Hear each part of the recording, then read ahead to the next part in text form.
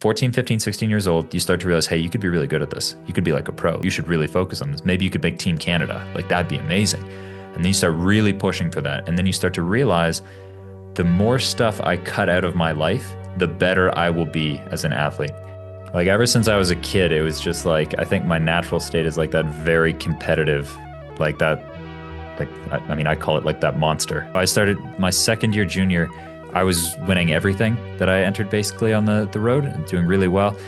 And yeah, I got knocked into a different life, and I've been trying to get back ever since. It's also, I didn't really have like another alternative. I was like, okay, so if I quit this, what am I going to do? I'm going to get a job. Like, I'm going to hate that even more. So I might as well keep trying. Regardless of any other results and stuff that you get along the way, it's the person that you become by just going so crazy and trying that. Like, that's the thing that gives me peace, is like, I'm so proud of the person that I've become, and that's something that nobody can take away from you. Hey, my name is Robin. And my name is William. And today we welcome you to the second episode of the Emulation podcast with probably one of the most dedicated cyclists we have ever come across, Jack Burke. He's a 29-year-old Canadian who has pretty much spent all of his energy in the last 15 years to become a professional cyclist. Where most, if not every other athlete in his age and in his situation would have gave up on their dreams, he never did. Whether you're a cyclist or not, an athlete or not, we are convinced that you can take something out of this episode. So please welcome Jack Burke. So maybe I think the good starting point would be to talk about the way that I heard about you for the first time. And it was actually a few weeks ago. I went to Hirona with a friend to cycle for a week. And we ended up like cycling like 20 hours that week, which for us is a lot. And he talked to me about that one guy that released this book, How to Become a Professional Cyclist. And I ended up buying that book when I went to Robin's house in Madrid. And I think from the last books that I have read, it's probably one of the books that I read the quickest. So I was really into it. It's like 800 pages. Sweet. I don't know. It was a PDF, so I wasn't counting the pages really, but I was just like skipping next, and reading all of it. And it was really good. So after reading the book, I felt like, we should just send you a message and see if you would be down to do a podcast. So here you are, and we are really happy to have you on board. I'm flattered. I'm curious to hear what questions you have. Yeah. So maybe just to start things off. So where are you right now? Where are you joining us from?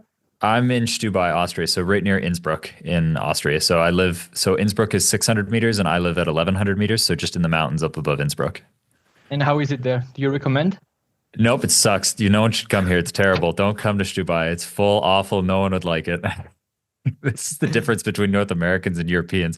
North Americans find a sweet spot and we tell everybody, oh, it's awful. You don't want to come here. We keep it for ourselves. Oh, the Europeans, they find a great spot and they got to tell everybody about it. And then they wonder why it's so full. Yeah. Yeah, we've never been to Austria, but maybe it will be the next destination we go to. Don't and how go, is guys. the... Let's leave you in peace. And how is the off-season going on for you? Because I think you're in off-season, right? I'm officially back to training. So yeah, I really don't. I keep getting asked what I'm doing. For the last 2 years, I have not had a plan more than 2 weeks in advance. And my plan was always that I would do the biking this year to get ready for the ski mountaineering season. And then the biking went better than I expected or planned. And then I was planning to finish biking at the end of November, take 2 weeks off, and then get on my skis for ski mountaineering season. But now it seems like biking's going better. So I had to tell the national team for Team Canada I'm not going to be racing the ski mountaineering World Cup season, which is hard. And now it's back to training. So I took 2 weeks off the bike and just went ski touring and just having fun. And then it's back to training. What is today? Whatever day. I think I started training again on Monday. So, all right. Yeah. And so why do you keep training again for cycling? You have anything in mind for now, or it's just what you like most? No. So, I mean, I'm still figuring out what I'm going to do for cycling for next year. So either I get a shot at the World Tour, and like that's been my childhood dream. If I get a shot at the World Tour, I would love that. Of course, that's been my biggest dream since I was a kid. And if that doesn't happen, I'm just going to do more of what I did this year and just keep doing it for fun. Like, so I'm going to be doing the same thing I did this year, but it's just, am I going to be doing it as a profession, like for a job, or just do it for fun, how I did this last year? All right. So in the French media, it was the first time that I saw an article about you. And actually, I didn't only see one, I see two of them. Perfect. And they were written by the biggest newspaper that is called L'Equipe. Robin has probably been subscribed to them for I don't know how many years, but he's given a lot of money to them. And they talked about that Alpe d'Huez KOM that you did a few days ago. And for us, like I heard about the Mortirolo one before and the Stelvio too, but as French, of course, the Alpe d'Huez is the one that we know the most about, because usually it's on the 14th of July. There are like thousands of people on the lines of the streets, and it's just super crowded. And so you broke that KOM. So congrats for that. Just so people know and have a little idea of that performance, I think it took you just under 36 minutes. And I think so. I think it was 35:56, I think. Yeah, something like that, right? And for the average kind of well-trained cyclist, it would maybe take them an hour. I think that's the average time on Zwift. I think on Zwift it's slightly easier, but let's say an hour. Sure. So you were almost twice as fast. So that's really, really quick. So how was the KOM thing going for you, and what was the experience like? Yeah, I mean, okay, so Alpe d'Huez is definitely the most famous one. Like that's the most famous climb in all of cycling for sure. But that out of the three, that was the worst performance for me. Having as far as like how my legs felt that day. Like I thought I was on a way better day than I was, and so I went out way too hard for it. But the KOM thing, like, okay, it's been wonderful and it's gotten all this great attention, but it was not planned at all. Like this was not. I was planning to. I did the Zwift Academy thing, and my plan. I didn't plan to race at all this year. And then through my podcast, I met a coach. I just wanted to interview this guy, and that was back in April of this year. And we finished the podcast, and it was like a 2-hour podcast, and I was so impressed by this guy at the end of it that I was like, man, it'd be cool to work with this guy. Like I just met him 2 hours ago, and then by the end of it, he's telling me how he'd like to start coaching me or training me. And I'm like, I'd been retired for like 18 months and just like exercising for fun. And I'm like, coach me for what? Like, I don't even have a race bike. Like, are we training for cycling or ski mountaineering? Because I was planning on racing the ski mountaineering World Cup season. And he's like, no. Like, come on, let's just start training. That'd be fun. Or like, let's just give it a shot. Like, let's just see how you go. And I'm like, okay, sure. So I started doing his training. And then so I started training with him in May. And then around like August, my friends were convincing me to start doing these amateur races, like just these fun races, which I was always going to do just for fun, but they were like really pushing me to take it seriously and really go for it. And then I did them, and I did really well. And so like I won all the amateur races I did this year, and I broke the course record at a handful of them. And that was amazing. Like so cool, like best year of my life. And it's so cool to get to do it with my friends and stuff as well. Because I had no plan on racing this year. And then by the end of September, early October, the racing season's done, like cycling season's done, but I was still kind of getting in better shape because I was like, well, I started really late. Mm-hmm. And then my plan was I would do the Zwift Academy thing, because that would be like a transfer goal, basically like a medium goal to keep me in shape until the end of November. And then I would start the ski mountaineering season. Like it was just, I needed something to keep me motivated to keep training. And then I figured if I get something out of the Zwift Academy thing, like that's a bonus, so even greater. I was not thinking this KOM thing would be the bonus, but that's what it ended up being. And then, so I was doing all the trainer workouts for Zwift Academy. And then I was like, it was taking all my mental power to do this because it's like beautiful sunny weather. My friends are out riding outside and I'm stuck on my balcony sweating and having a hard time with this. And then one day I just got really fed up with it because it's like nothing was connecting. Everything needs to be calibrated. Like it was just driving me nuts because it's like I'm dealing with Wi-Fi connections, just trying to get a workout in. And I did the workout, and then I just told my coach, I'm like, the trainer says that I suck, but like I think I'm going pretty well right now. So I'm going to take a rest day tomorrow, and then I'm going to drive to the bottom of the Stelvio and test myself there. So I went and did that. And when I got to the top, I was like, okay, I'm pretty sure I got the record here. And then one of my buddies who came with me, he made this like terrible 5-second video of me at the top of the mountain. And we posted it on Instagram. And then we were so close to not doing that either. Like his girlfriend called him as we're like at the top of the mountain, putting our jackets on, like ready to get going down. And we're just like, yeah, I think Jack broke the record up the Stelvio. And she's like, you have to make a video. And like, we're like, a video of what? Like it's 1 degree and raining. Like we want to leave.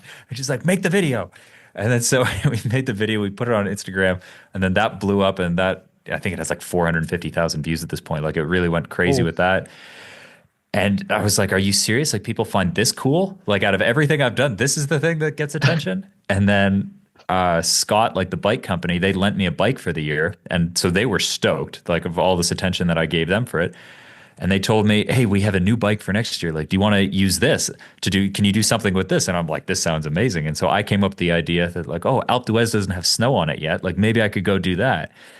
And then I told some of my buddies of this idea that I had. Like, I got this new bike from Scott. I want to go try to break the record of Alpe d'Huez. And they're like, we're coming. And then, so it ended up being like a fun guys trip. Like we just drove from Austria to France for that. And then there was this guy that has a YouTube channel that had interviewed me in the past. His YouTube channel is The Cycling Dane. And I told him about it, and he thought I was talking about next summer to do it because it's the middle of November when I'm telling him this. And I'm like, no, next week. And he's like, okay, like I'll meet you there. So he came and filmed it. And then I broke the record up Alpe d'Huez. But then I couldn't tell anybody about it for like 2.5 weeks because Scott hadn't released this new bike yet. So it had to stay a secret. And then this was driving me crazy because I was so excited about this. And I was just like, I want to tell everybody. And now I can't tell anybody. And then so because I couldn't tell anybody about it, I was like, okay, I'm going to go get the Motorola. Because if I get that one, if I break the record up that one, then I can tell everybody about that one. And that was it. Okay, so like it started like as an opportunity basically based on one time where you broke it without like not on purpose, and then you thought the sponsor is backing me, and then Yeah. let's get them all, let's get them all. Yeah, I mean, well, there's also the thing. It's like when you have good legs, you got to use them. Yeah. So, like again, I was so stoked to get the Stelvio one, but I really thought that was the end of it. And then I started thinking about it more, and then people started sharing it, and everybody was commenting like, "The World Tour needs to sign this guy. The World Tour needs to sign this guy." And that, like, I had no intentions of trying to be a pro cyclist again up until that point. And then when everybody started saying it and sharing it, I'm like, okay, maybe I could do this. And then like Asbjørn Helmoza, he has a really cool story. So he was in the World Tour for a couple of years with Lidl Trek and then lost his spot, went down and did this last year racing like gravel racing and stuff like that. And then he got back up to the World Tour for next year with Jayco by doing a good time up the Motorola. And so when he told me that, I was like, that sounds, I did not think that would work, but I was like, cool, like, all right. And then so I was like, all right, I'm going to try it then. And so then I went to the Motorola to do the same thing. And your time is better than his, right? Yeah, I had a really good day. So the logic would be that if he got back to the World Tour with that performance, then I'd like to hope, but yeah, I mean, he also did it, and I think account. he did it in the summer when there were teams still had spots. I did it in November when every team is like ready for Christmas break. Yeah, so basically you're hoping that someone gets injured, then you take the spot, but you shouldn't tell that to anyone. No. Yeah, I'd love it if an opportunity came up. Yeah, Because it's interesting because at this point, like starting this year, you wouldn't like it was not the objective was not to give it all to get a shot. Like you were training for mountaineering, like Ski mountaineering. ski mountaineering. That was the like you're on the 1st of January, and you feel like okay, this year it's ski mountaineering. No, okay, not even that. I honestly, I was not even training at that point. Okay. So my career ended. So I was hit by a car when I was out training at the end of very start of 2023, like January 10th. And then that basically ended my cycling career. And I'd been retired, let's say retired for like 18 months. And I was still like, I didn't gain like 10 kilos and stop riding my bike. But like I was not training, I was exercising. So I would work on my computer all day. So I would wake up in the morning, I'd work for 4 or 5 hours, and then my brain would be fried and I need a break. I'd just go ride for like 3 hours, and then I'd come back, and then I'd just get back to work. Like it was just exercise. So it was maybe like 8 to 12 hours a week of just riding my bike, but no intervals, no training, nothing, just like a break to clear my head. And then that was the plan. And I sort of figured, okay, maybe I'll start like really properly training around like August, September to be ready for the ski mountaineering season to do that. But I really wasn't taking it seriously. Then you met the coach as well, which was like kind of a decisive moment of you pushing a bit harder on the cycling part. Well, yeah. So, I mean, I did not want, I was not going into that podcast looking for a coach. I was so impressed by the end. But a huge thing was the fact that it was just like, I was really excited somebody wanted to work with me, because it's like for the last 5 years, I've been doing everything by myself. And like you have like very little help, and it's like you're doing everything on your own. You're spinning all the plates on your own. Like I haven't had a coach since I came to Europe. Like I was just doing everything by myself. And then it's like somebody was really motivated to try to help me with this and take it really seriously. And I was like, that felt really good. Like I was really stoked that somebody wanted to help me. with this. And so it's like when somebody else starts believing in you, then you start believing in yourself again. But the thing is, so you're now in Europe, right? So it's been like 5 years pretty much. Yeah. But you're Canadian, right? So Yeah. you were not born in Europe. You don't have relatives in Europe. You didn't have a home in Europe or anything. So maybe we could go back to Canada just before, so then we can understand how things went for you. But I think maybe a good starting point would be the moment where you started cycling in Canada, which was around high school, right? Yeah, a little before that. Yeah, so I started racing when I was 12, and then I started taking it serious around the time that I was 14. And then I worked my way up through that, and then I was like mountain biking a bunch. And then when I switched to the road, I progressed really quickly because it's like I just really excelled on the road very quickly with that. And then I got knocked into a different life where, so I started my second year junior, I was winning everything that I entered basically on the road, doing really well. And then in my first drug test for that, I ended up testing positive in a drug test there. And then this is where I got knocked into a different life because we later found out that it wasn't technically an error in the testing system, but I shouldn't have tested positive. Like the testing software had gotten so refined that it was picking up stuff that's just in the natural environment. Like, so I tested positive for something that's just in the normal drinking water because they'd made it so refined. And we went through the whole procedure with that. And I don't know if it's still the case, but at least at the time, I'm the only athlete in the history of anti-doping in sport to test positive, but to be found to bear no fault. Like I didn't get a reprimand, nothing. Or at first they gave me a reprimand and then they later took that away because they're like, he did nothing wrong. There's nothing this guy could have done. He just drank tap water here. And then, but I got knocked into a different life because this was 7 months after Lance Armstrong went on Oprah and told the whole world every cyclist is a doper. And so everybody thought, he must be doping. And I was like, I'm an 18-year-old kid, like a teenager just getting, like, what are you talking about with this? But for 3 years, like I went from being a really promising rider to no team would take me for 3 years. And I was just going to university. And yeah, I got knocked into a different life and I've been trying to get back ever since. But then, so 2016, a team gave me a chance. And like by that time, the truth had come out and everybody realized that, okay, I didn't do anything wrong. But even when I signed with that team, as soon as the press release went out, the title sponsor of the team called the team owner and said to fire me and get rid of me. And because he's like, I don't want his name with our team. And the team owner was like, why? And he just sent him an article about me that I tested positive as a junior. And he was just like, did you read the article? Like the whole thing is talking about how he was wrongly accused of this. And the sponsor just said, I don't care. I don't want his name with our team. And then the only way the team owner convinced him to let me stay on the team was saying, it's like, what if this was your kid this happened to? And so they let me stay on the team, and that was 2016. And then 2016, 2017, 2018, I worked my way up to the top of the North American racing scene. And then by the end of 2018, I'd done really well in North America, and I got some good results there, and that got me to Europe. And then I came to Europe in 2019. So at least now everybody has the background onto why you're in Europe. But I think your experience in Europe between 2018 and 2024 now is a whole lot different. Maybe because you were technically a professional cyclist when you came to Europe, I think in 2018. You had a team here. Yeah, I mean, it depends what people like. So I've been a continental pro. Like if that, some people call that pro. Some people say that's not pro. I was a continental pro. Yeah. So you were technically riding for a team. You had the jersey. They gave you the equipment, but you didn't have a salary or.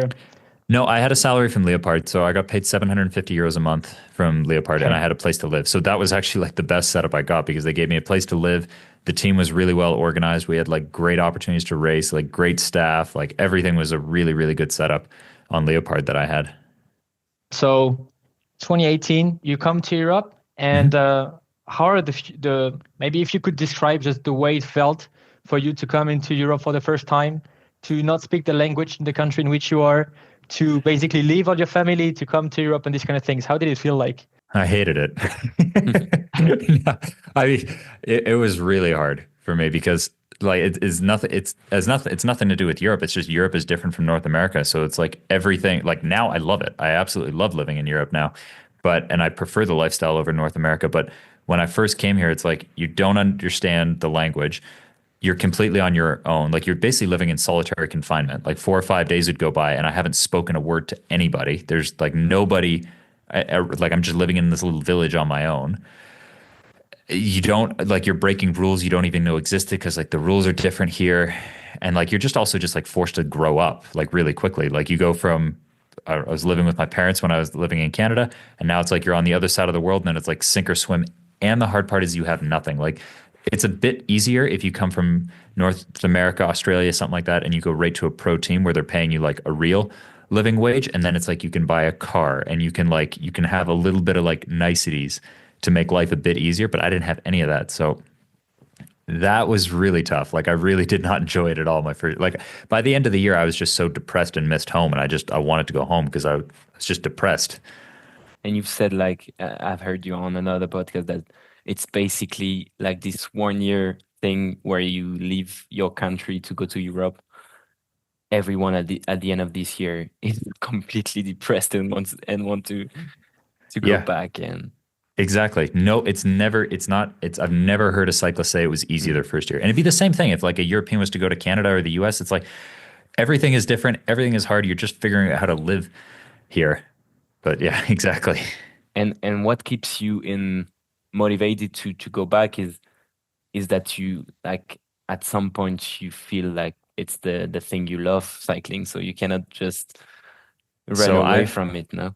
Yeah, so the only reason I came back for my second year was because so one thing I think I did really well throughout my career is like latching on to mentors and having really good mentors to learn from. And just from watching them and just watching all the people that came before me, I just realized a trend that everybody that I like, you go Lance Armstrong, Cadell Evans, like all of them, you just go down the list. Everybody that came to Europe, they go to Europe in their first year, they hate it. Like they hate the life off the bike. They're getting killed in the races. They go home and they're like, I'm quitting the sport. It sucks. It's terrible. They quit for like 6 months and then they decide, okay, I'll give it one more go. And then they go back to Europe to try again.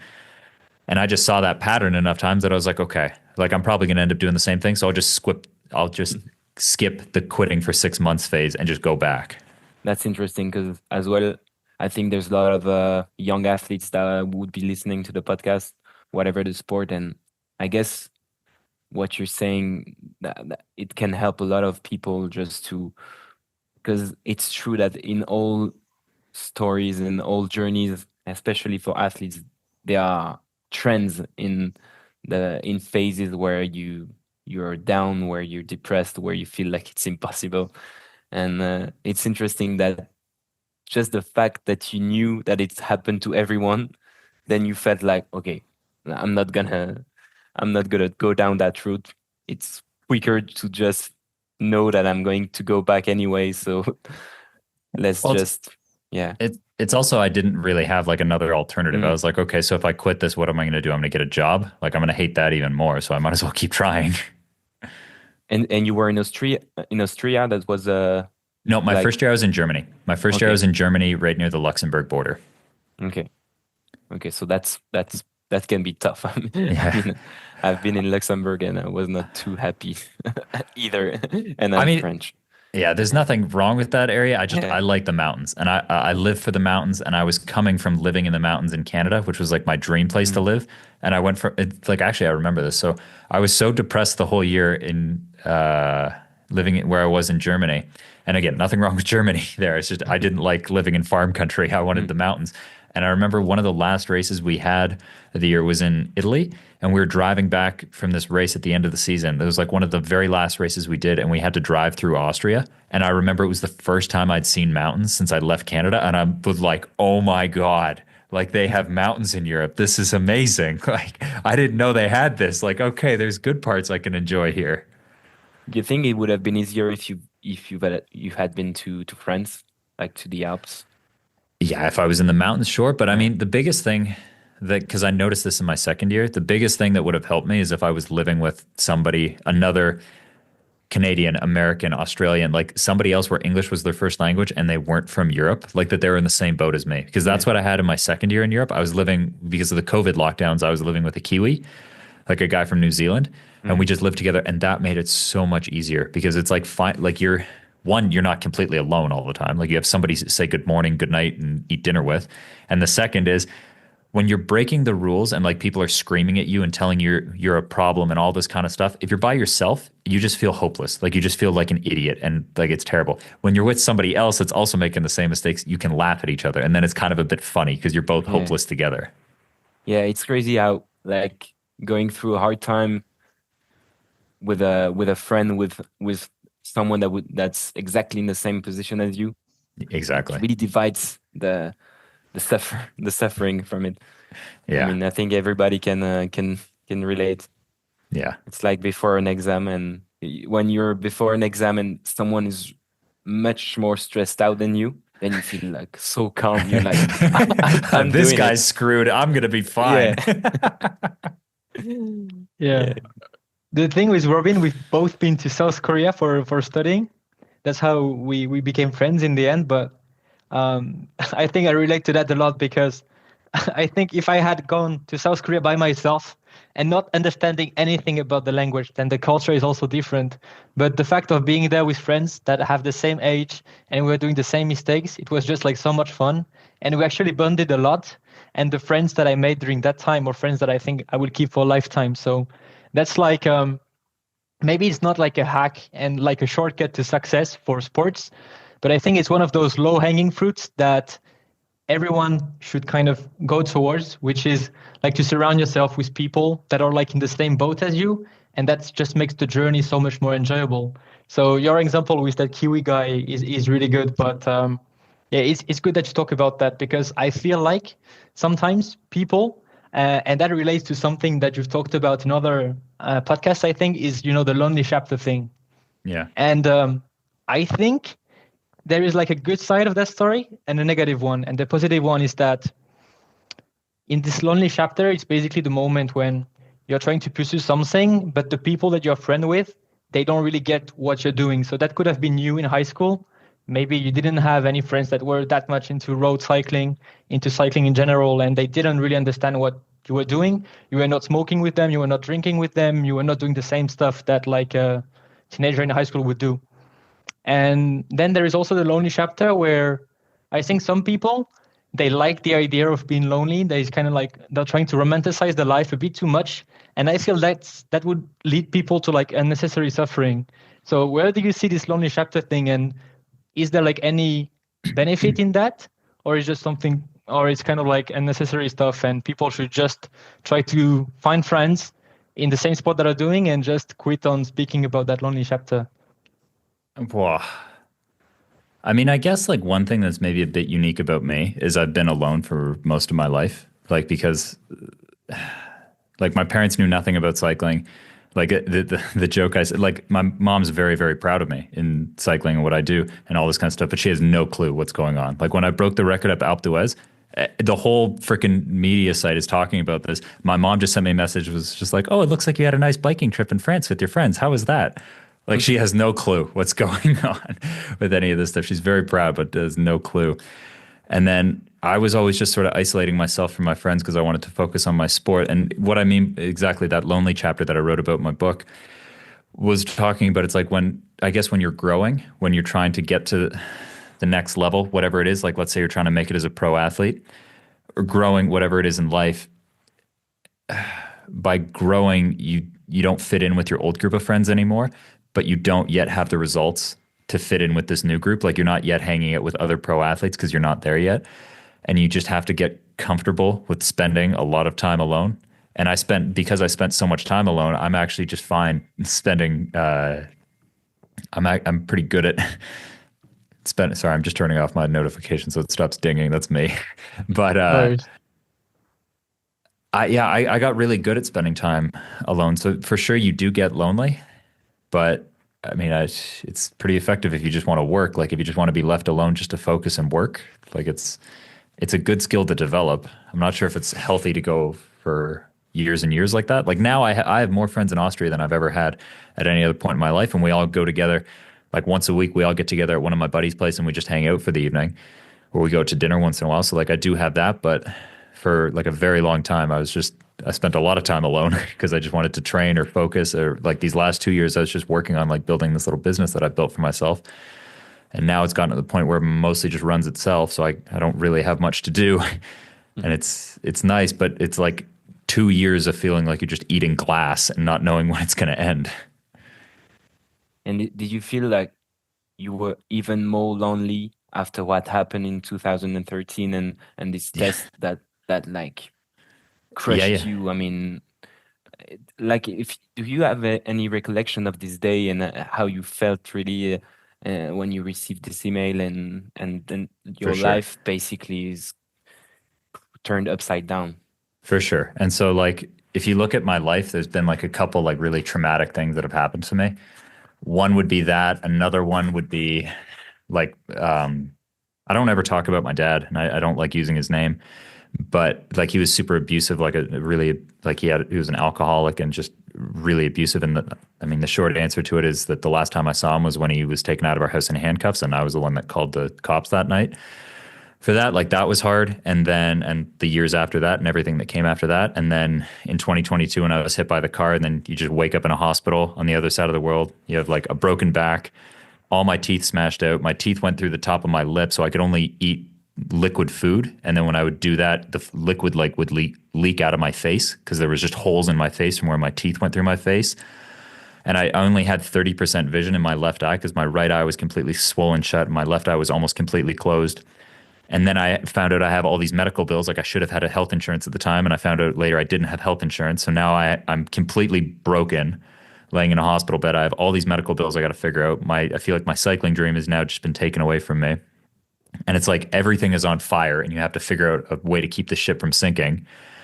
And dealing with all that, like those two things, very, very, very hard. But it's kindergarten compared to what I went through when I was 18 at the time, like with that doping test. That was a completely different planet of stress and like really like post-traumatic stress disorder in a way. And the big thing is because like I was 17 or I think I just turned 18 at the time. I had turned 18 the month before. So I was a teenager. Like I had zero coping skills with this. I was a kid that like played hockey. I got into cycling.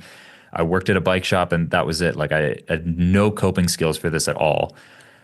And I mean, that's like I could spend an hour going through that whole story, what happened, but no, that was horrible. Like that, the lowest part of my life, like I never got to the point where you think about killing yourself, but you're definitely like, life is not worth living. Like everybody hates me and they either have no problem telling me they hate me or this is a part that I had a really hard time with that it took me years to realize is there were a lot of people who supported me, believed me, read the details of the case and completely believed me and had all the compassion in the world for me. But when they were around me, they would never bring it up. They would never bring up the topic because they knew it would upset me and they didn't want to like bring the mood down. But I'm thinking that they're not bringing it up because they think I'm a cheater and they're just like trying to pretend to be my friend. So you literally think everybody except my mom and my brother don't hate me. And yeah, that was horrible. And so it's like even now it's like if people like say stupid things about me now and I'm like, "Hey, I'm the guy that lost his life for this because of something I had nothing to do with." Like, you think I would do that to myself again to go through this again? Like, I know what it's like to have the whole world hate you for that. Yeah, and it's crazy because, like, as William said earlier, we saw that there were articles about what you did in Alpe d'Huez in L'Equipe, and we were looking at the comments, and there are, I think we saw that on Strava. On Strava, the comments were great, and then on L'Equipe, the comments were really like mean, really bad, really like the thing you would do if you just type your name on the internet, you see the word doping, you don't go any further, and then you Yeah. decide that this guy is a cheater and everything he does is cheating and is bad. And also as well, what I didn't really like as well is that it seemed in the article, the way it was written, it kind of had that like a bit mistrust, suspicions. It was really light, but it was not written like you were anybody. It had kind of an implied suspicion, and I think people then they lash out in the comments, and that's a bit unfair because as you said, like what you went through, it's pretty much 10 years apart. If Yeah. you look at it, like there's this 2013 doping test, and then there's the car accident. I mean the crash in 10 years after, and like people, they just they don't want to give any perspective. They don't want to see like the Well, story and the whole journey. And yeah. yeah. And so, I mean, the first thing is like, I don't read, like, so I didn't actually read the L'Equipe article. I don't read all these articles because there's been too many. I can't keep up with it and I can't read through all the comments, but you see some of them. And for sure, it's hard sometimes with it. But I mean, I will say with like a lot of the comments, like it's almost a bit funny when you see like who's posting the comments and you're like, okay, really? Do I really care what this person thinks? But the biggest thing that like the thing that has become the most clear to me and all this, I don't know if you've ever heard the quote, it's like you will never meet a hater doing better than you. And Yeah, it's like, bell. right? Like this has never been more clear to me in my life because I actually finally went through it and I counted it. I have more than 50 different people, 50 different messages, or more than 50 people in the World Tour. So riders, coaches, and team managers in the World Tour have messaged me after this in the last couple of weeks. Every single one of those messages is amazing, dude. You're crazy. This is so cool. Like you're flying. When are one of these teams going to wake up and give you a chance? Like you so deserve it. You need to be in the World Tour. Like nothing but encouragement from these guys that I admire and I've looked up to my whole life. That's all you get from them. And it's amazing. And then like the hate messages, like the mean messages come from people where it's like, I mean, some of it's so ridiculous that it's like, this doesn't even make sense for it. But I mean, that's the thing. It's like it would hurt me. It would be hurtful if it was one of like somebody who knew what they were talking about. So like if a team, a World Tour team, something like that, if they were critical of me, then that would hurt because I'd be like, what the hell? Like, okay, like then I'd actually want to have the conversation and be like, okay, can you please explain this to me? Because if it's coming from somebody that you admire and respect, but that's never happened. It's never been from those guys. Mm-hmm. So that makes it a bit easier. Or like the funniest one is like the whole Alpe d'Huez thing. All the hate mail I got from that, Sepp Kuss sent me a message after that to congratulate me on that and say how great it was. And like, dude, this is amazing. You did it. Like it's freezing cold there. And the fact that you didn't do it in a race, like because you didn't have the fans and everyone cheering for you and the race adrenaline and all, like that's the stuff he's sending me. But then everybody else is telling me, oh, you didn't do it at the end of a stage and blah, blah, blah. I'm like, no kidding, dude. Like I can't just register for the Tour de France. Like, what do you think I'm trying to do to get there? Yeah. Yeah. But in France, we have a good saying. It's just, you can imagine crabs in a bucket. And then if you're trying to get out of the bucket, they will just bring you down. And there was one thing that Robin said in the previous podcast. And it was basically, we had this great guy called Jake and not Jack. So we won't get that wrong this time. Yeah. And he has this dream of becoming like a professional marathon runner. And he basically gave up everything in England, moved to Japan, because in Japan, I don't know if you know, but there are many great runners there. And he wanted to learn the Japanese way of running, kind of. And so he is on that story. And Robin, what he said is like, actually, when you have a dream and that dream is really clear for you and you have a vision for what you want to do in life, that creates a lot of envy with people. And even if it's harder in a way to live up to that dream and what it means and all the training that you have to do, the sacrifices and stuff, people will look at you with envy in the end because they are not doing it themselves. So usually the mean comments, there is kind of this envy thing in the end that people have. No, for sure. And like that's completely right. And I've gotten to the point now, because again, I've been getting these comments since I was 18 years old. Like I've really gotten used to it now at this point. But I've gotten to the point where you actually have a lot of compassion for the people that like when people can say such horrible things about me, like that I think a lot of them know it's not true. And it's almost like they want it to be true. Or they just want to throw stones for it.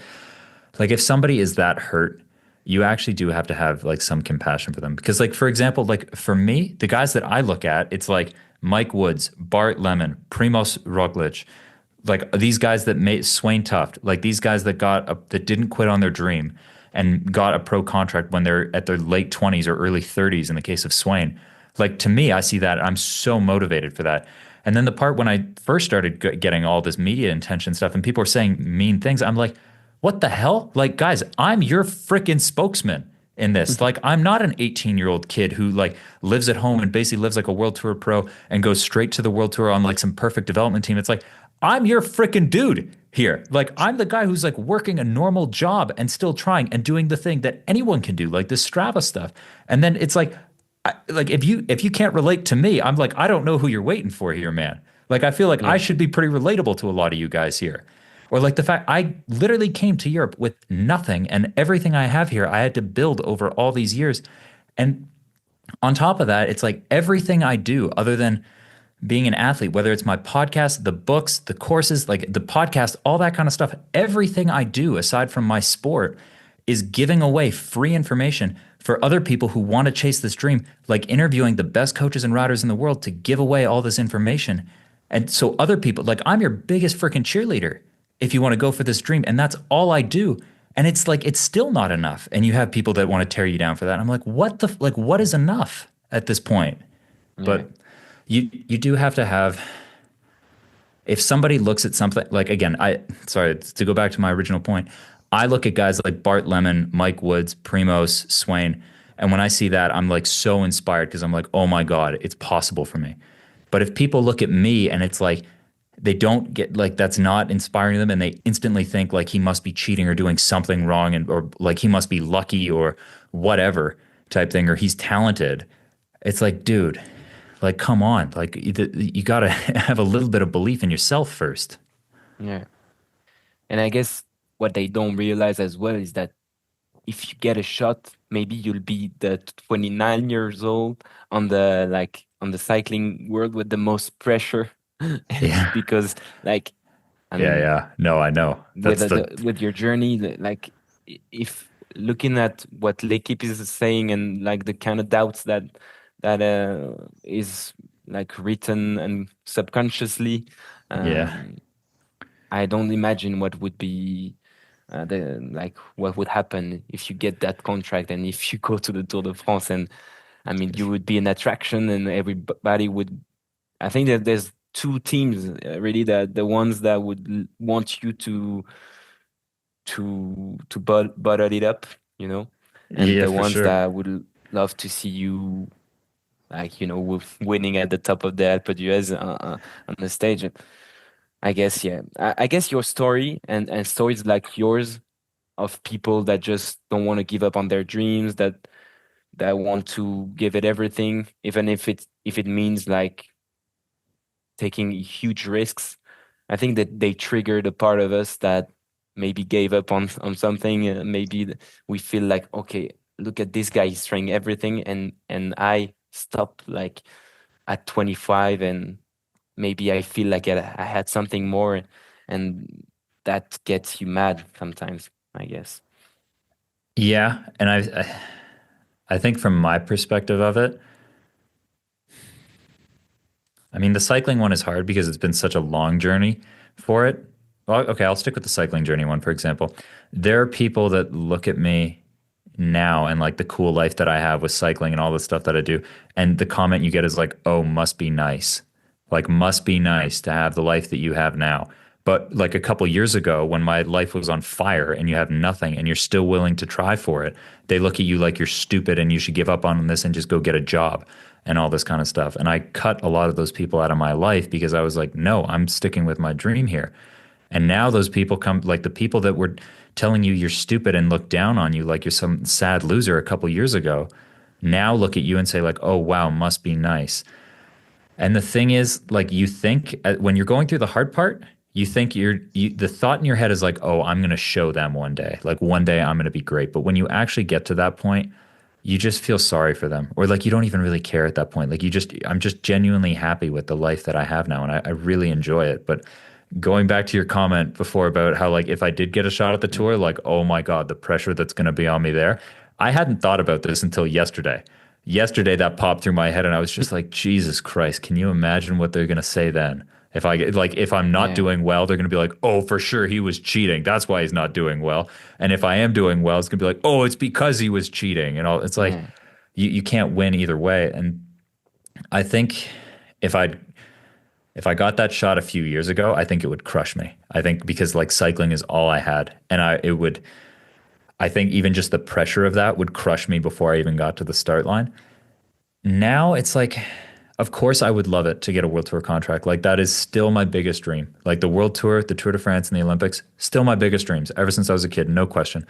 But I'm not as desperate for it now because I really enjoy the life that I have now. Like I have a pretty sweet life right now that I'd be giving up to go after that. And I would, but if it doesn't happen, it's like I'm not as desperate or going to be as devastated if it doesn't happen as I think a lot of people would imagine. Versus a few years ago, yeah, it was everything to me.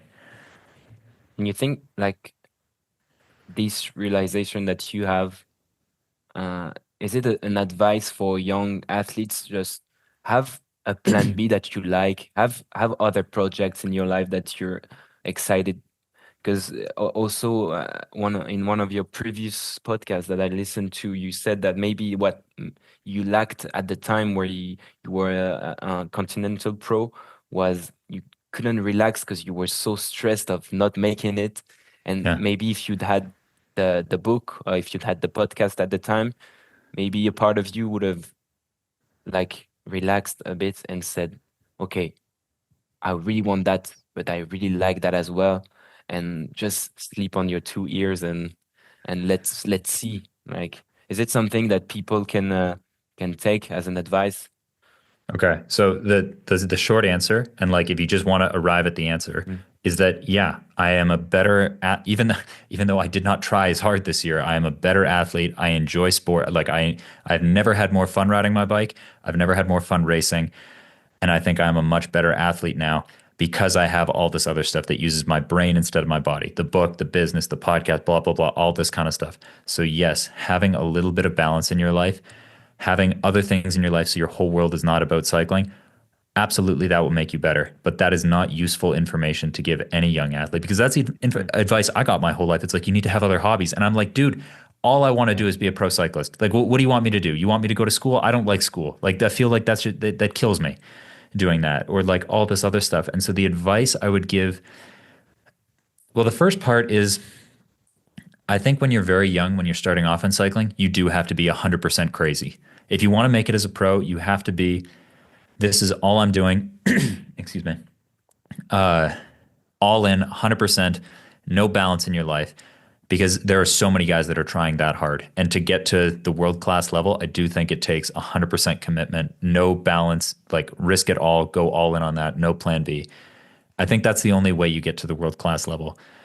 But then, at least for me, it got to a point where I couldn't push any harder. And it's a scenario of what got you here won't get you there, where at a certain point, I couldn't push any harder and I had to learn how to relax. And then there's the point to bring balance into your life. And when you're looking for those other hobbies, like something else that could be interesting for you, my advice is that you should just be tinkering with things. And the advice that I gave in the book is the best advice I could think of for an athlete is to read books, because you don't have time to go to school. You don't have time to go start courses, but reading books, and you will find other topics that you're interested in and you will start to learn about it. And that's like, I started reading. This is how it was for me. I never liked reading in school. I found one book that was about like productivity that it was a super easy book to read. And I was only reading it because I thought it'd make me a better cyclist. And then I started going into productivity and then habits and then psychology. And then eventually that led to business. And then by this point, I'd read so many books, I'd kind of learned like the structure of a book and like sort of how to write a book a little bit. And like, that's what led to all the stuff that I do now. But that was like 5 or 6 years ago that I started doing that. But I started just reading because I wanted to be a better cyclist. And it led to all this other stuff. And then it's like this, the stones or the pieces of the puzzle seem obvious later. Like, so for example, now you look at what I do. I record audiobooks and I write videos for the courses that I do. I have a podcast, all this kind of stuff. Stuff that I was complimented on ever since I was a kid is Jack's really good at telling stories and people like the sound of my voice. And then, or like Jack's a great talker.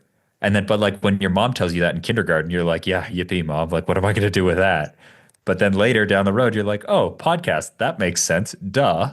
But you just have to keep trying things and tinker with things to figure it out. Yeah, I think maybe the advice would be not find hobbies because it's impossible, to give an advice that's so direct and abstract, but maybe to like keep your curiosity stimulated, to stay in touch also with your inner child, what you like maybe as a child, and because I think it's a breath of fresh air if you can, like you said, read a book, watch a movie that has nothing to do with like the craziness that can be. And I mean, I don't know what it is, but I have family that are pushing hard to make it into a sport, and there's a lot of anxiety that like comes with it. And I feel like, yeah, having these moments where you read a book, where you watch a movie, where you keep your brain active on other things, that would be more the advice, just to, yeah, stay open, because life is so broad, and yeah, you never know what can happen. Yeah, I'm sure that when you woke up on this day in January 2023, you were not the same man as now, and the accident, like, it's huge, the accident. I mean, like, we've talked a lot about the doping stuff, because I think that's like, if we, yeah, as I said before, if we type your name on the internet, that's It's what everybody wants to hear about. yeah, Yeah. yeah. And I think we don't really need to talk about it more, because it's crazy that we talk more about the doping stuff than the accident, which crushed your body and your mind as well, I think.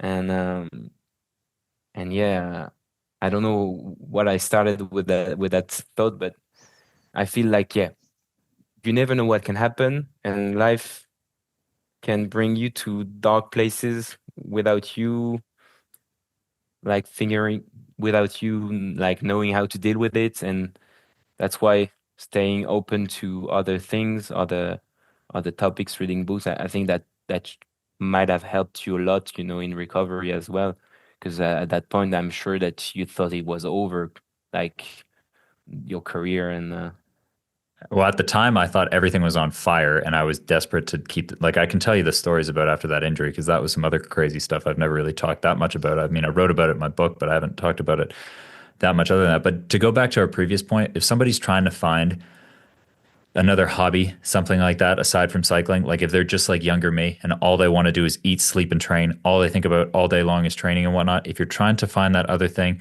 just keep tinkering with things. And for me, it took like, I probably started tinkering with things when I was around like 15 or 16 years old, but it wasn't until I was like 24, 25 before I found it. But the best advice is spend 45 minutes a day active learning. I like reading, use audiobooks, whatever you want to do that, and just learn about something that has nothing to do with sports or training. Like, learn about something away from the bike, and eventually you will start to find stuff that's interesting to you. I think maybe on a, let's say, more positive note. Yeah. Do you know Lionel Sanders, the Canadian triathlete? Yeah, for sure. Yeah. I think I'm a big fan of him, because I'm doing triathlon. Yeah. And I think his journey makes me think about yours as well. He's a bit older, so maybe he's a bit ahead of you in the process, but I feel that he also had this moment in his life where he had this pretty tough upbringing with the use of drugs. No, I'm not saying you had drugs, but Yeah. he took drugs, and it was quite a dark moment in his life. He was thinking about suicide and these kind of things, and he then found sports as a kind of way to cope with the negative part of his life. And he was quite talented, really good. And he started to compete, and he always had that kind of chip on his shoulder. And through the years, you can see on his YouTube, because he's basically done videos since he started triathlon. And you can see on the way he talks and his shoulders, everything seems to be more relaxed. Like, maybe when he was training, his jaw was really like tense and everything. And now the guy is more smiling. When he laughs, it comes from the belly, and he's really relaxed. And now I think he has like a family, he has a kid and everything, and things are going great for him. And he has more than triathlon. He's got like probably business, he's got good sponsors and everything. And I feel like slowly for you, I think now you have a girlfriend. I heard on a podcast, so congrats for that. Yeah, You've thanks. got like the book going well for you. You've got podcasts, you've got people that want to speak with you, such as us. I don't know how good it feels, but maybe it I love helps a it. bit. I love talking about me. I'll talk about me all day long. Yeah. So do you still have that chip on your shoulder, or you feel like now that you have more things going well for you, you can a bit relaxed? And I think now you enjoy way more life. And I think people could tell that the moment you won your race this year. And the expressions that you had were not expressions of relief, but really of joy. And that makes, I think, a huge difference. Yeah, for sure. Okay, so there's a couple ways I could answer that. The thing of the question of relief or joy, For sure, it's all joy right now. And I don't think I will ever get back to the point of it feeling like relief because now I have this other stuff in my life.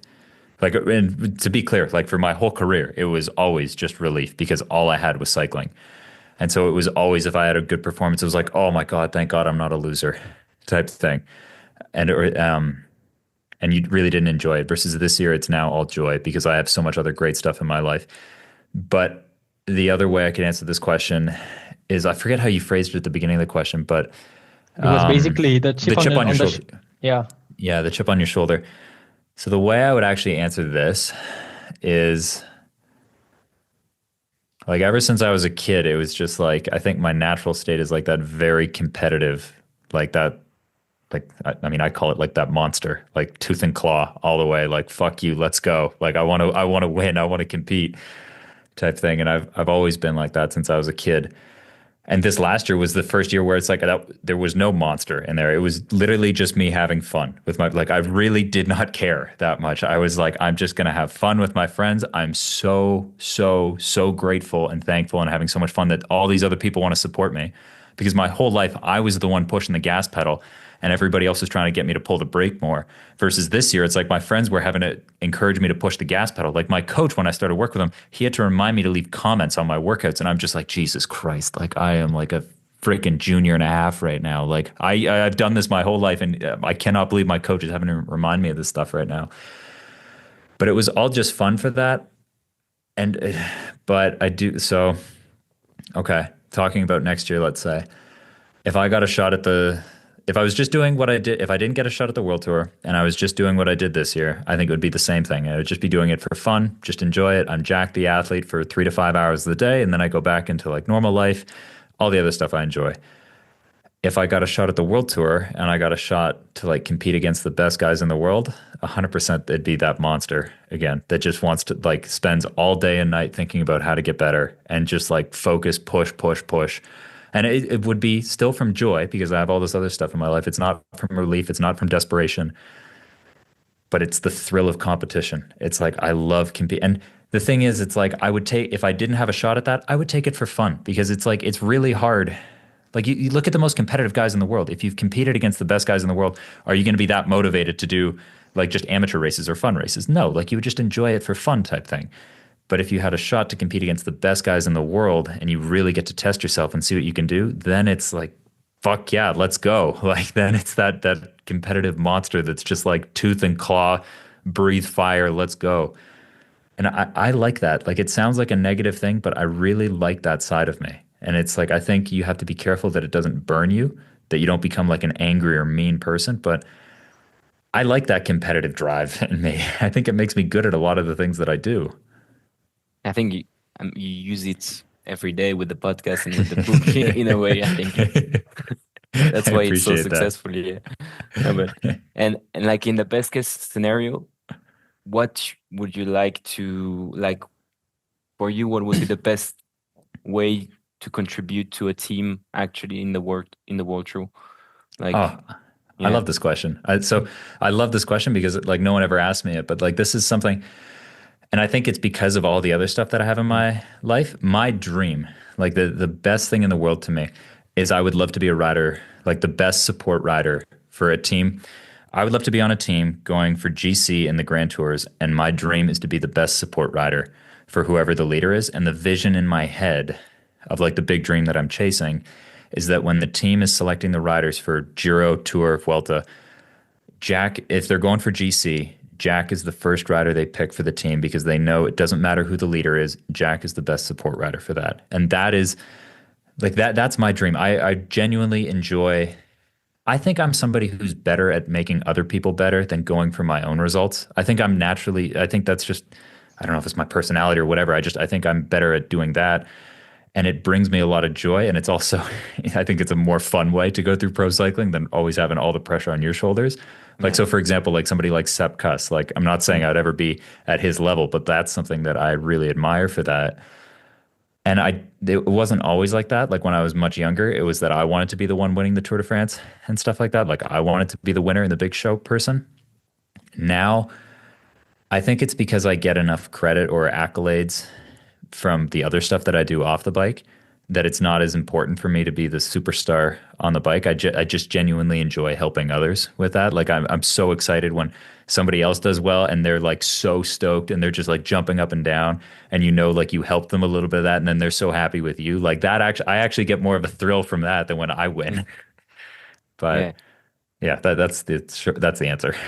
And I guess also like your with the experience you have and the crazy journey you had, I guess also in the non-sport related daily life of the team, you could also be the supportive guy I'm who, the animation team. yeah, the animation. And I feel like maybe people, they take themselves very seriously, which is normal because the stakes are enormous, like when you're on the Tour de France. But I mean, when you're sitting next to a guy who lost nearly his face, maybe sometimes you Yeah. can relax, and yeah. Yeah, sure. Oh, I like that. I mean, I think I like being the guy that just likes to get the group together, like Mm, the team building stuff. I really enjoy this. Or so like, I mean, there's been a couple examples of it, but there was one that when we did a training camp in Kutai in 2022. Yeah, because I broke my pelvis in the middle of this training camp. It was like me and like five other friends. Like some of us were from different teams, but there was a bunch of us. We just all organized to rent this old stone hut up in the mountains to do an altitude camp together. And I was like, we have this big, huge hut here. Like I was the one that organized like this big dinner party where we invited like 20 of our friends to come up to all have dinner for us this night. And it was really funny because most cyclists are very introverted people. Like they don't want to talk to other people. They don't want to be alone. And I'm like, guys, come on. Like, let's have a little bit of social time. Let's all get together. Let's have a little dinner party here. And everybody loved it. Everyone was having so much fun with it. But I don't think that's like normal for a lot of cyclists. Everyone just kind of wants to retreat to their bedroom to use their Normatex and yeah. watch Netflix. Yeah. Do you like cycling, like watching races and at the moment? You Yeah, like, yeah. I yeah, love watching racing. Yeah, yeah. totally.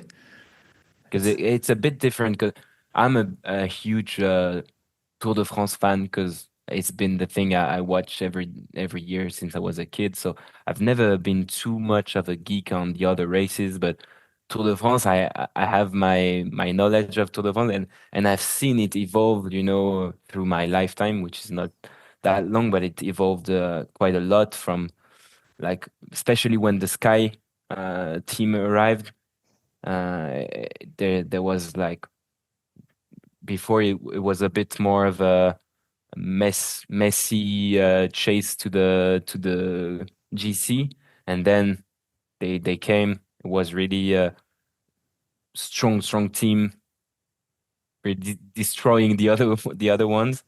Yeah. And now we have a bit of that's still left, but the thing is, there are huge teams now, so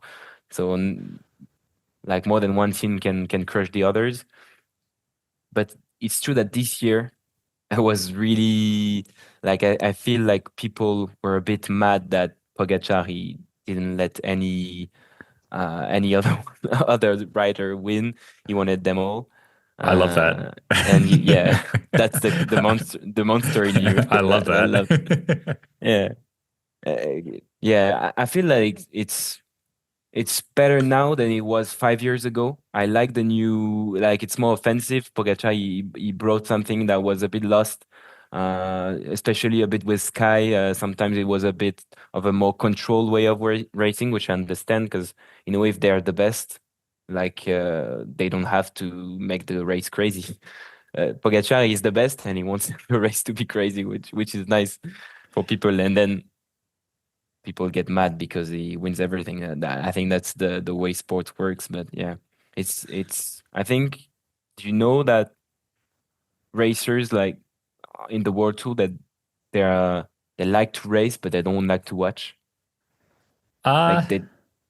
I don't know if I know anybody who doesn't like watching racing. I Mm, definitely know there's a handful of pros that when they're away from the bike, they really switch off and like they never listen to cycling podcasts. They never read the cycling mm, news. Like they really switch off from it. And then I would say most of them are completely addicted to it. yeah, I don't know if there's anybody who doesn't enjoy watching racing because it's like it's all your friends. Like you're just watching your friends on TV and like you know so much of what's going on. Like you're so involved with it. Like if it's on TV, maybe they don't like actively go looking for it, but if it's on TV and they walk by, they'll probably stop and watch. yeah. I like Sepkus a lot. Yeah, he's the greatest, eh? Yeah, What a great he's guy. got a smile. This guy. I saw him at the Madrid last chrono race. Time trial, yeah. Yeah, time trials. And yeah, he was like speaking in Spanish to the security guy, and it was nice to see him. And as you say, I was surprised that, and in a way, not that surprised to hear him say that he loves his job as the first support, like the best supporter, basically in the peloton, and yeah, it's cycling is one of the only like team sport where there's really a hierarchy that's established. You even call the support riders the domestic, which Mhm. which is a bit which can Servant, could, yeah. yeah, servant. I guess football it exists in other sports, but it's more like you wouldn't dare to call a center back a domestic to Kylian Mbappe, or I don't know. Yeah. But yeah, cycling has kept that, and I think it's essential because the sport is too hard to have everybody fighting each other. Yeah. Also, I think like anybody who's been in cycling, like calling somebody a servant in cycling or domestique, it's not a negative thing. It's like every position in this sport is so hard. Yeah. Like people have nothing but admiration for everybody on the team if you make it to that level. And do you have? So, Yeah, William, I'll let you okay, the I mic. go first. So actually what we did is we asked the previous guest.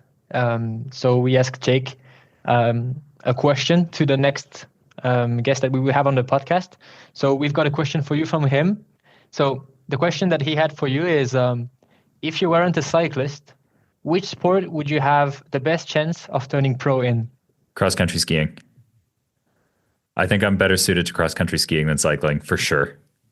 And is that the same as ski mountaineering, or is it slightly different? No, it's different.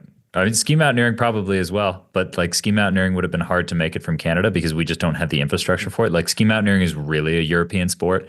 It's very small outside of Europe, whereas cross-country skiing is a little bit bigger. But I think if we're just talking about pure talent, cross-country skiing is the sport that suits me the best, way more than cycling.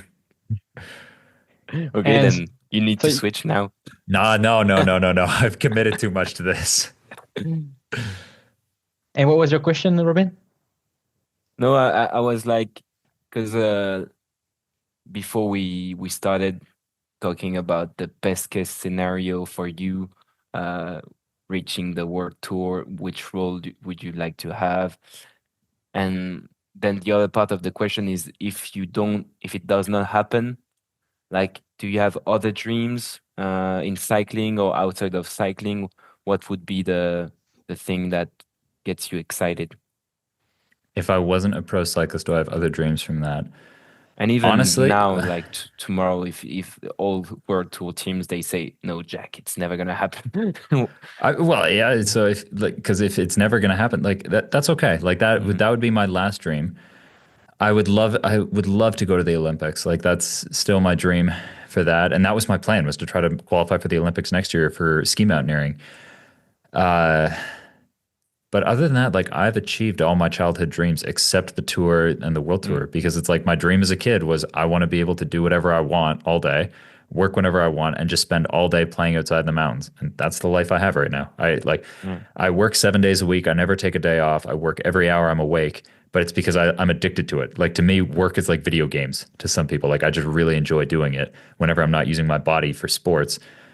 But like I already have all that stuff. Like I really enjoy it. I mean, okay, what are some other dreams that Jack could have aside from sports? I'd love to be a guest on the Joe Rogan Experience. I'd love to meet Joe Rogan someday. That'd be so cool. Your dream was not to get on the emulation podcast, Jack. I'm so well, the dreams come true. I'm already doing it.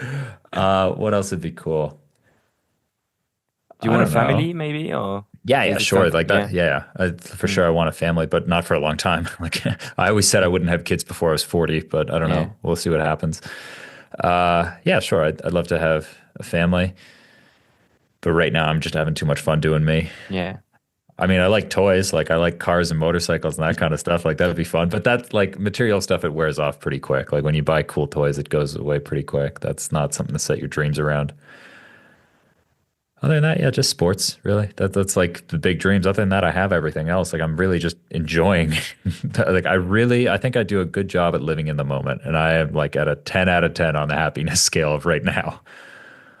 And I think people can tell from the way you speak and your expressions. And maybe there was one thing that we missed, I think, is when you did that KOM in Alpe d'Huez, you can be impressed by the performance, but I was also impressed by the fact that you managed to find a group of friends in such a small period of time to convince Yeah. them to take the car and do everything. Maybe they had jobs and stuff like that, so they had to. I don't know, but the It was their organization is idea. not easy. Yeah. So how did you come about finding friends like that? Because it's not that easy to find people like that. I have the greatest friends in the world. Like seriously, if I wanted to impress you, if we were just meeting each other and I really wanted to make you think I was amazing, I would just introduce you to my friends. They're the coolest people in the world. Like my plan was to go to Alpe d'Huez by myself. Like I was just going to do it on my own. And then when I told my buddies about it, thinking they think it's cool, they're like, "We're coming. Like we'll take the time off work. We'll come do it." Because they were just like they were also just stoked to go cycling in France for a bit because they went riding the day before. But no, I have the most amazing friends in the world. They're so cool. Like, and the thing is, it's like all those guys that like went with me there, they were with me when I had nothing. Like when I was laying in the hospital by myself, like Marcus is the one who like went to my apartment, got clothes out of there to bring me clothes. When I was laying in the hospital, like he picked me up and bailed me out of the hospital when I told him I wanted to leave early. Like I really do have the most incredible friends in the world. They're really cool. And they're people that are not only your friends because of like when things are going well. Like they were the same people when I had nothing and was just like this lunatic still trying to chase this dream. Or like here's another thing. In that really hard year that I had, my buddy Marcus, him and Teresa, they took me out for dinner. I think they took me out for dinner once a week, almost every single week for a year, and they never let me pay because they knew I didn't have any money, and they just wanted to take me out for dinner because they knew like I was just like really lonely and didn't have anybody. So they would pick me up and take me out to dinner once a week for almost a year straight, and they paid for me the whole time. And I was just like I'd only met them like maybe 3 or 4 months before. Like I'd met them. I think I met them in like October maybe. Then January, this accident happens. Marcus is bringing me my clothes in the hospital. And then for, yeah, like a year, they just took me out for dinner every year. And I'm just like, God, I'm going to spend the rest of my life trying to pay this guy back. But like, yeah, they're just that cool. Like I'm really, really lucky that I hang out with them. You think it's up to luck or? Well, no, you know why I think I'm popular in Austria? Like, so I'm starting to get well known in Austria. You know why I think it is? Because I've realized this. Austrians really like Canada. Like they think Canada is amazing because they're like, oh, Canada with the bears and the mountains and like they look at Canada like it's a Disney movie. And then I'm like the only one that they found. Like I don't know any other Canadians in Austria, so I get the credit for all of it. Like this, like, oh, we found a person from this magical land. Like let's learn about it. Like I get all the credit for it. Yeah. Because your friends, they are Austrian? Yeah. Well, I mean, like from like all over Europe, really. Like, so I have a Okay. lot of friends that are like former teammates, but I would say most of them are Austrian. Yeah. Okay. Nice. I guess that must have given you all the energy you needed for the comeback after the crash. Just to have an idea from the day of the crash to the first day you went back on the bike, how much time Yeah. So if you guys want to hear about this, because it kind of goes into some of the questions you were asking before about like desperation, like just to show you how nuts I was at the time with this and like how much I was not thinking clearly. So the crash was January, or the accident. Well, I was hit by a car on January 10th. And the other thing, it's like the people who hit me with their car, they made up a story and told me that I fell on my own and they saved me. But I didn't figure that out until a year later. And when the story suddenly isn't adding up and making sense anymore. But so I wake up in a hospital and I have, I'm smashed to pieces. And then because everything's on fire, I'm losing my dream. I got to find a team. I got to find a contract. I got to find a bike. I got to find a way to make money to pay rent because like rent's still due and I got to pay groceries. And now I have these medical bills and I have no money coming in. I'm like, fuck, I got to like find a way to make money. And then the other thing that's like that I think a lot of people miss is, yeah, I was this desperate for all that. But it's not like if I was going through a hard period of time, I could just move in with my mom for a few months because mom's 9,000 kilometers away in Canada. Like if I don't figure this out and keep the ship from sinking now, I lose my entire life in Europe. I lose all my friends. I lose this whole life that I've just spent 4 years building here. Everything is gone if I don't fix this now. So I was so stressed from all of that. And as smashed up as I was, the agreement that I had with the doctor, the neurologist the neurologist was that I had to take 10 days totally off. And then when I get back on the bike, I cannot hit my head. Like I have to be very careful and I'm not allowed to let my heart rate get up too high because it could cause extra pressure on my brain and that wouldn't be good. But other than that, just like go by symptoms. I was like, okay, perfect. Thanks, doc. I did that and I got back into training and everything went pretty okay with that. But by the end of those 10 days, like maybe day 8, 9, and 10, I realized that's the longest I've ever gone in my entire life without exercise. Because like even in my off season, I'd go for a run or I'd go hiking or something like that. But now I'm just sitting in bed. And because of all the stress, it was anxiety that I was feeling. Like I'd be sitting in my bed and I didn't know what anxiety was because I never had it before. But I'd be sitting in my bed and I'd be like something had stressed me out and I'd be like getting like scared or freaked out. And I'm like, what is wrong with me right now? Like normally I can keep my shit together for this, but now I'm freaking out and I'm like, oh my God, this is what anxiety is like. Like some people live like this. And so I'm like, okay, I have to get back on the bike or I'm losing my mind here.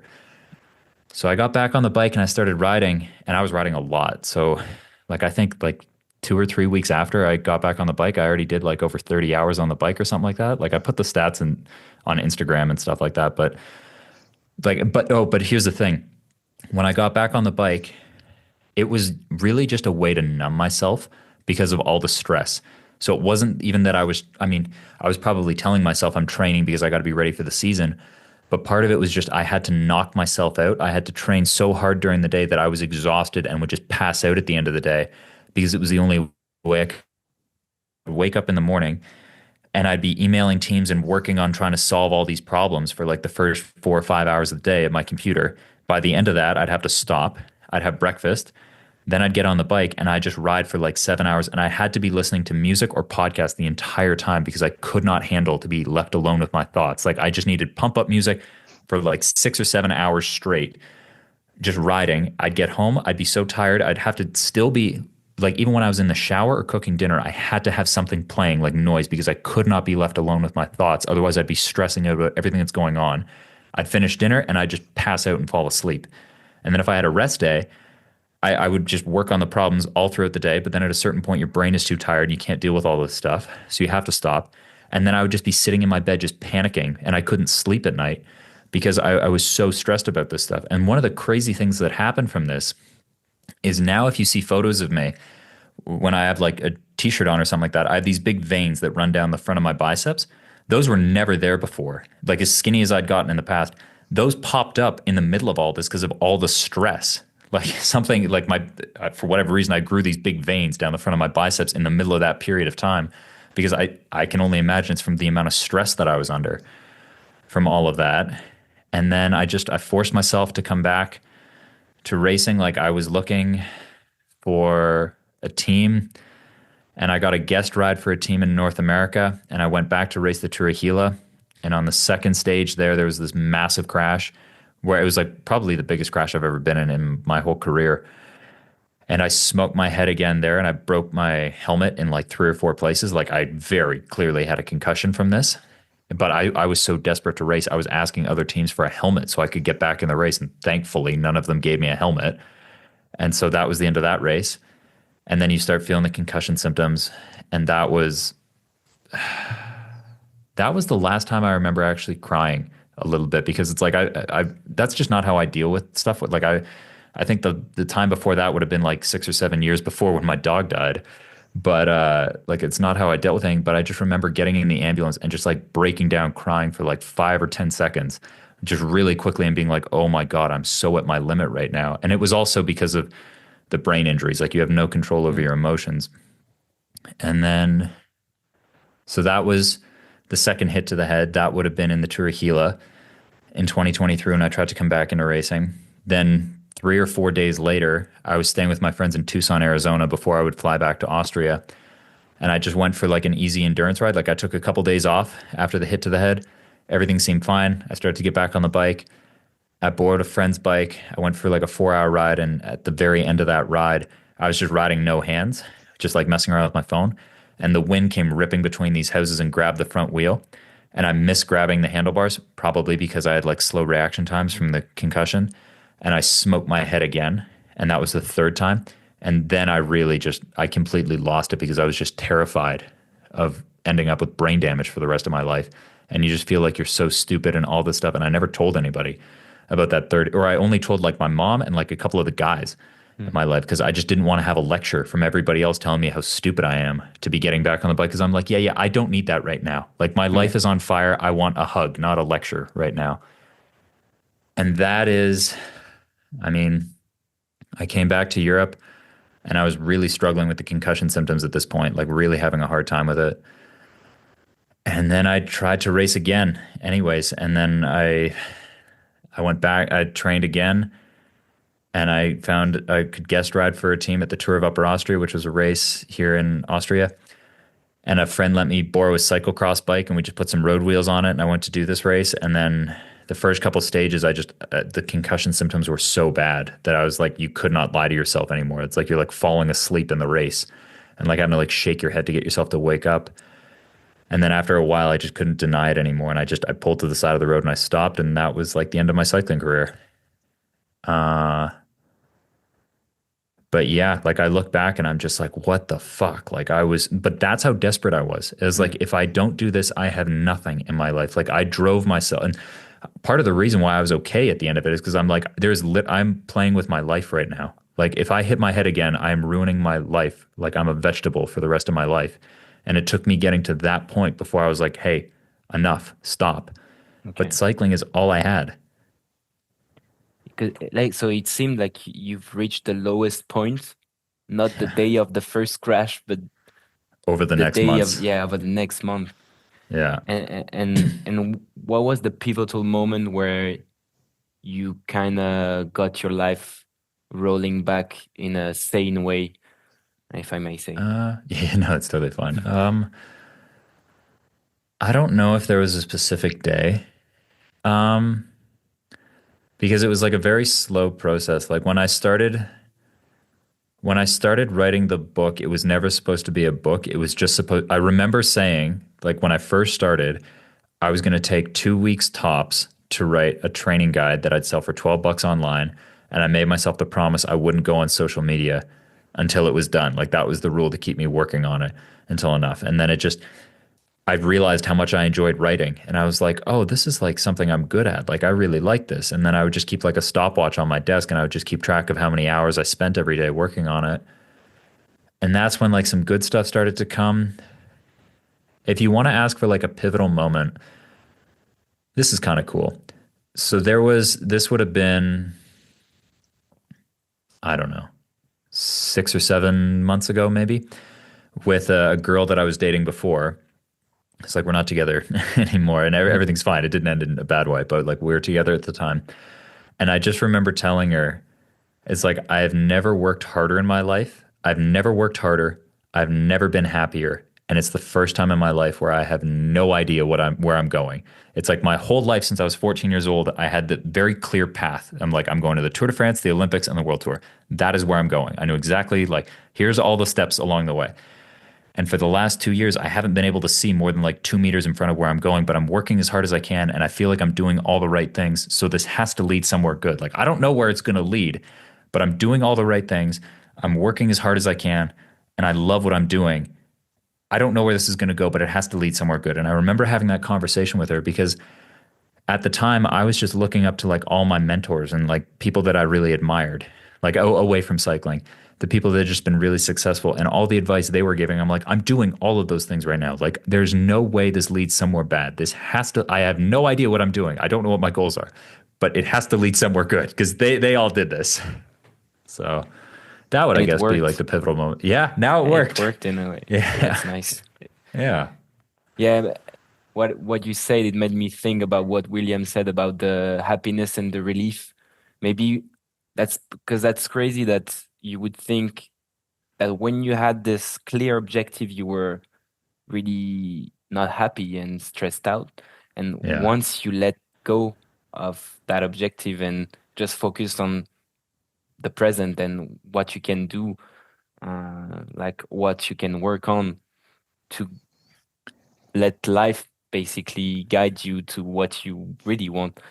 That's when you f- yeah you found the true happiness. I don't know if it's something that exists, but it looks like that Well, was a I don't know if I totally agree with that because it's Mhm. like, to be clear, like the happiest moments of my life. Well, I mean, it kind of goes against what I just said, but I would say, like, in general, the happiest moments of my life is when I had a goal that I just loved working on. Like, the dream vacation for me was going to Mm, Livigno to do an altitude camp by myself. Like, that was as good as life gets mm, for that. But of course, I had a great time this last year when I didn't really have any goals.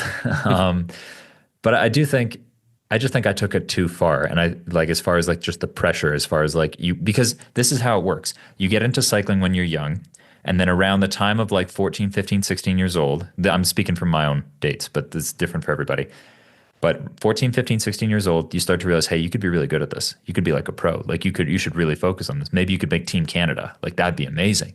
And then you start really pushing for that. And then you start to realize the more stuff I cut out of my life, the better I will be as an athlete. mhm. If I don't go partying, if I don't pay attention in school, like if I'm like barely doing my homework, if I don't hang out with my old friends, if I stop playing hockey, all these other things, when I start cutting this stuff out of my life, junk food, all going to bed late, I cut out all these things out of my life, I will be a better athlete. And you start doing that when you're a teenager and you keep cutting things out and you keep doing better as an athlete and everybody's giving you like thumbs up, good job, like you're the successful one with goals and dreams and you're getting up at 4 a.m. to train, rah, rah, rah, good stuff.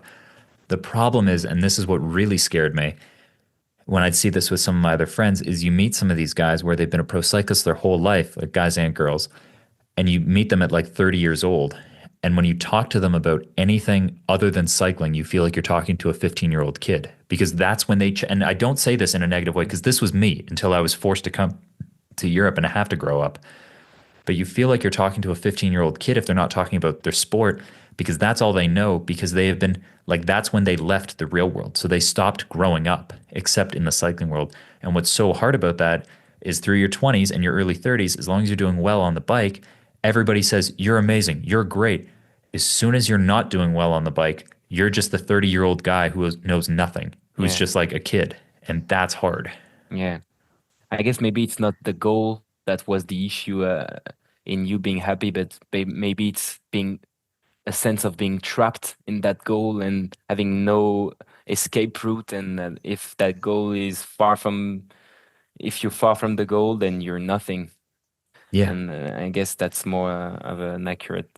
And the loop at the end is that you wrote that book, which was at the beginning a training method, Yeah. and and the end is that your story speaks to so much more people than just people that want to be professional cyclists.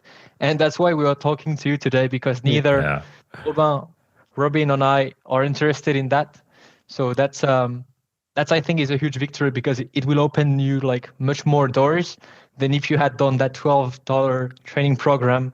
And maybe Perfect. you would have been called for it, whatever the people say. But a Yeah. good story and a good book, like it will never get old. And your story is much better than the training method. So I think that was definitely the right choice.